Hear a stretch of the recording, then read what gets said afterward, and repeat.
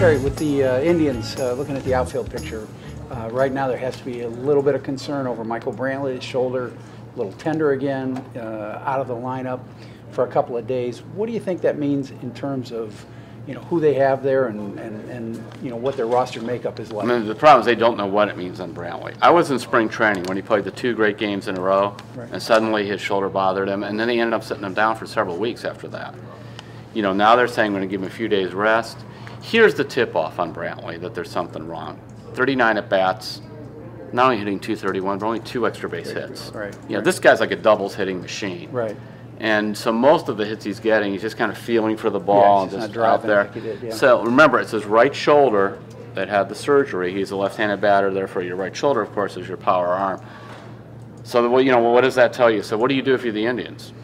Yeah, well, you're obviously not ready to make too big of a move on him if he's ready, but you've got to be careful with him, so you got to have a backup plan. And you're thinking, well, is this going to come back? We don't know. So, like originally my idea, and I wrote about this a couple of weeks ago when I saw Brantley's coming back and so on, is what are you going to do with the roster? I said they should make some calls around and trade Chisenhall, because somebody would probably take him.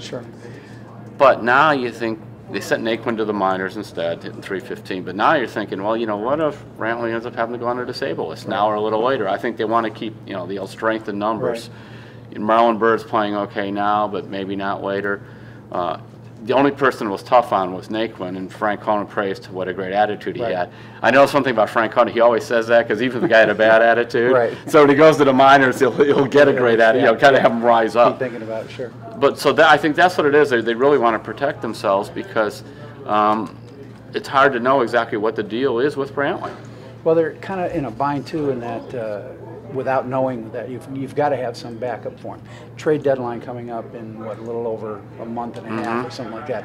I mean, you don't want to make a move too early with somebody who you might be able to deal a little bit later on too. I mean, you've still got like Owan Uribe and some players. Yeah, Owan Uribe. If you want to trade somebody or move somebody now, or somebody who's a third baseman, I would see if they could take Uribe. Because see, you could not only bring up Urshela, who started 1 for 24, and then it's hit about 400 since at Columbus. But Jose Ramirez has proven he wants to play somewhere every day. And we just looked it up before we went on the air. I said, well, I don't remember him making any errors at third. That's because he hasn't made any. He's only had like 25 chances, but still there's no errors. He's played decently in left field. The Indians have even rumbled a little bit about maybe down the line for center field for this guy. But basically you have third base. If Uribe disappears tomorrow, you have Urshela and you have Ramirez. That's not a bad place to be.